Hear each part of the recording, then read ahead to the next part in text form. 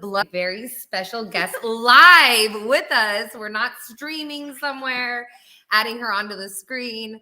This is super special. She's right here with me. I want to introduce you to Chelsea Mulligan, aka the Dispensary Whisperer. And this month we are celebrating Women's History Month and talking about how women have impacted business in many ways. So it is our honor to have you on today. And for the guests, can you just maybe introduce yourself and tell them a little about your history? Okay. Thank you so much for having me. It's wonderful to be here. My name is Chelsea. I have been in the cannabis industry for just a little over 10 years. Started out in the fitness industry, doing mergers and acquisitions, and came into cannabis and realized there was a huge need for my operations and compliance knowledge. So I just continued to grow it. In that time, I have managed, triaged, or oversaw over 43 dispensaries, 10 cultivation facilities, and 8 manufacturing facilities myself as a singular person. And then in total, I've been in over 80 licenses. Wow, that's crazy. Especially when you think about what a limited license state Arizona is. You've pretty much worked with everyone.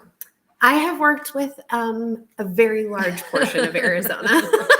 That is crazy. So what other states have you worked in outside of Arizona? Because I think you do have experience in other territories as well. California is probably the one that I've spent the most outside of Arizona. Okay. I've worked in Nevada, a little bit in Ohio and Illinois, and written in applications in numerous states. Yeah, and you had some experience in New Mexico as well. Yes, that's right. Yes. I was sitting here wrapping my brain like, am I missing any? Where else have I gone? I know, when your list gets that long, it's easy to forget a few, I'm sure. Can we have cue cards next time? Good point. We need to do that. We'll work on that. Let me put that on the to-do list. No. That's amazing, Chelsea. So when you think about your role in the industry and, not only working with compliance, but you also do something else that's very unique. I do. Maybe we can talk about that. So I do support and operations for receivers. Okay. And what a receivership is when there is a financial issue, a litigation issue, whatever that is, and it ends up in court, then a judge may sometimes let a receiver oversee the business to make sure that the business can continue on while the litigation is happening. So you're basically like a temporary boss. Yeah. You come in and you're just like, I'm here to handle. Exactly. And make sure it's running as effectively as I can. I'm the interim operator from soup to nuts, and often, sometimes I just get called in to manage the employees. Sometimes it's just a compliance audit. Mm-hmm. The ones I often enjoy the most is the most hands-on and being able to be an everyday part of it and impact employee lives.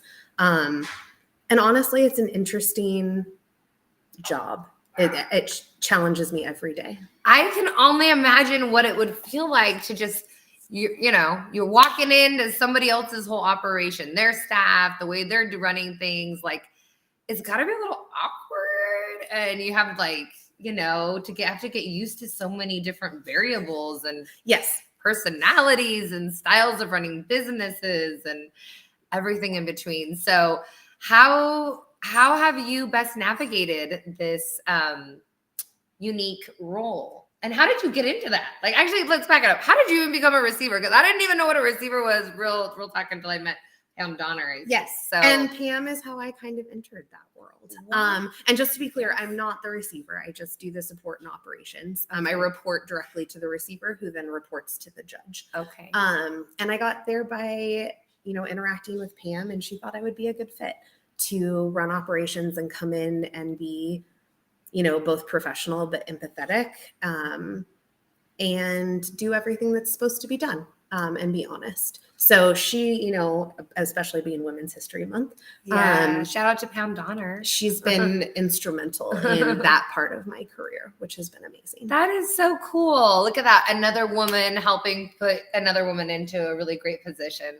That is beautiful. And that's really what Blunt French is all about, and why we created this community, so that we can work together and help build each other up and open up opportunities for each other, pull a chair at the table, right? So That's really cool. What if somebody's out there is like also interested in doing this type of work? Would you have any words of wisdom for them if they were looking for some unique path like this? Yes. We love wisdom. Okay. One, I'm always here to be, a sounding board. I think that that's super important. Like you said, we have to pull a chair up at the table for each other, right? Especially if the skill set is already there. So, really understanding compliance and understanding business operations, not just cannabis, but if you're specifically wanting to get into cannabis, understanding cannabis regulations and compliance. It's why I'm so useful to receivers. They already understand business and the banking piece and the fiduciary piece. But what they don't understand is when they walk into something that has a city law, a county law, and a state law, and then a federal tax law that nobody really understands. So, and that's not fair. I shouldn't say that nobody understands because there's experts out there. Limited. Yeah, it's not like a normal everyday know and understand. I don't know. I need her to come. I'll be calling her. What the heck's going on? Exactly. So, that's where it's most important for the receiver to have that support as they manage navigating cannabis. Wow, that's a pretty crazy role. Like, hats off to you, though. Thank you. That's really amazing work. There's so many unique roles that women play in the cannabis industry and in business in general.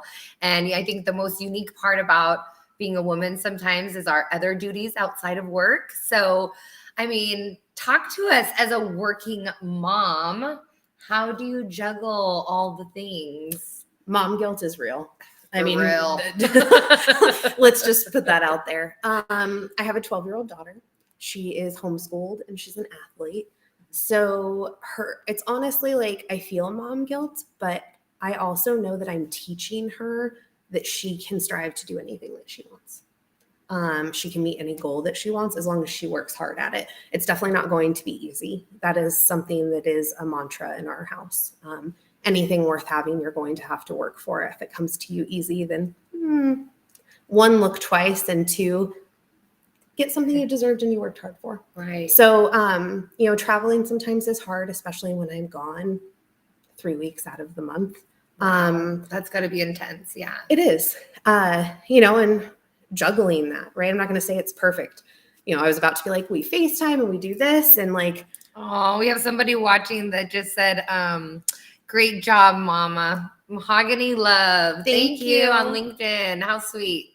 It was hard at first juggling her being almost a teenager and, not always wanting to talk to mom. And I feel that with my 9-year-old already. I don't know what's going on. I'm like, this is too soon. Think I'm cool, please. Exactly. Could I just have a couple more years before we get there? Right. And then me figuring out my schedule and the time differences. But once we found a groove, it works. And I make sure we communicate a lot. I think that's important, whether you're a working mom or not. Right. To be super honest with your kids and, open up the floor for them to communicate, express how they feel and manage those emotions effectively. Yeah, it is real. Whether you have whatever your obligations are as a woman, because I feel like a lot of us women take on extra mom roles, even if it's not maybe with children, maybe you have pets or you're mothering someone in your life. Yes. I think it's that nurturer in us women. Mm-hmm. And, we've talked about burnout and mental health and physical health all last month.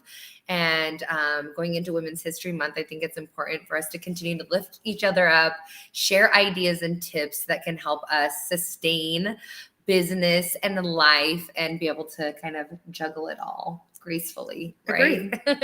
So reach out to your friends, your colleagues, have these conversations. You're not alone, ladies. Let's get blunt and honest with it, whether you're at home or watching us today. Chelsea, tell everybody where we can connect with you.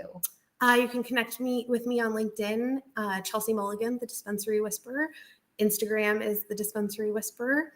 And my website is chelseamulligan.com. Awesome. Thank you so much, Chelsea. And I want to give a special shout out to today's sponsor, EventHi. Without our sponsors, we wouldn't be able to do these awesome lives and have guests and be able to stream them in all the different places. So thank you so much to EventHi, an online ticketing source for cannabis events. Thank you all again. And thank you, Chelsea, for being Thank here you live for with having us. me. It was wonderful. Thank you. Bye, everyone. Bye. See you all next week.